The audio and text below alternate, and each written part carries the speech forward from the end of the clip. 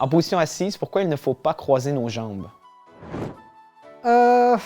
Écoute, c'est une très bonne question. Je dirais que ce serait pour pas se blesser au genou, parce que c'est pas une position très naturelle pour ton genou d'être plié de ce sens-là. Bien, j'imagine que ça débalance la colonne. Ça doit donner une position qui est pas très bonne pour notre dos. J'imagine parce que c'est pas très feng shui. Je sais pas. Je vais essayer de dire que c'est peut-être parce que c'est pas bon pour les hanches. Pourquoi il ne faut pas croiser les jambes? Pour garder un équilibre, je suppose, pour nos muscles, pour l'équilibre du corps, je pense.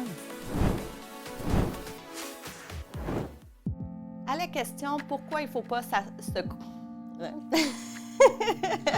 On va recommencer, hein? À la question « Pourquoi il ne faut pas croiser les jambes quand on est assis? » Voici ma réponse. Mais en premier, il y a deux façons de croiser les jambes quand on est assis.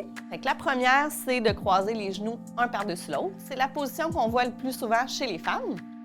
La deuxième position, c'est la cheville sur le genou opposé, qu'on voit un petit peu plus chez les hommes. Dans ces deux positions-là, il y a un effet négatif qui est quand même assez important. C'est la diminution de circulation sanguine. Fait que le sang, il faut qu'il retourne au cœur dans les veines. Donc, il part de nos pieds et remonte vers le cœur. Quand on croise nos jambes, bien, ça met une pression sur ces vaisseaux-là qui nuit au retour veineux. Fait que le sang, il a plus de difficulté à remonter vers le cœur. La pression aussi dans les veines a fini par augmenter parce que le sang reste un petit peu plus vers le bas. Puis ça peut contribuer à l'apparition de varices. Donc les petites veines qu'on voit un petit peu plus tortueuses là, à la surface de la peau. L'autre effet négatif de s'asseoir les jambes croisées, c'est au niveau de notre posture. Quand on croise une jambe, la région lombaire, donc le bas de notre dos, va être un petit peu plus en flexion. Donc, un peu moins creux, un petit peu plus arrondi que si on s'assoyait les deux pieds au sol. Le bassin aussi va être un petit peu plus asymétrique. Fait qu'au lieu d'être de niveau, on va voir une petite inclinaison. Fait que si c'est la jambe droite qui est croisée par-dessus la jambe gauche, on va mettre plus de poids sur notre fesse à droite, puis le bassin va se tordre aussi un petit peu. Donc, du côté droit de notre bassin, ce qu'on va avoir, c'est qu'il va avoir une petite bascule vers l'arrière par rapport à l'autre. Donc, au lieu d'avoir nos deux os iliaques là, vraiment parallèles, on a une petite torsion d'avant en arrière qui va se produire. Pour compenser l'inclinaison de notre bassin, mais le tronc aussi va se réajuster. Donc, on va avoir la colonne qui va être inclinée un petit peu plus de côté.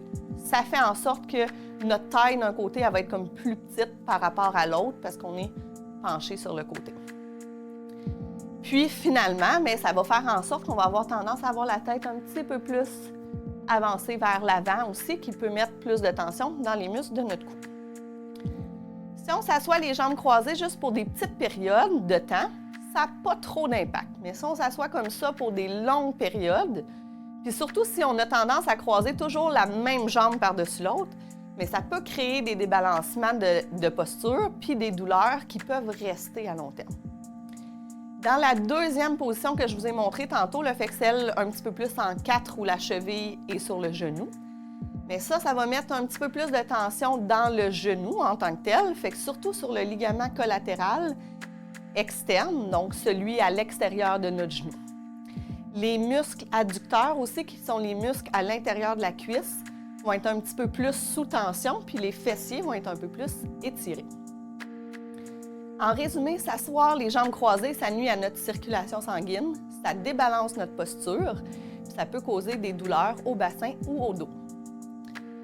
Alors voilà, c'était ma réponse à la question « Pourquoi il est important de ne pas croiser les jambes quand on est assis ?»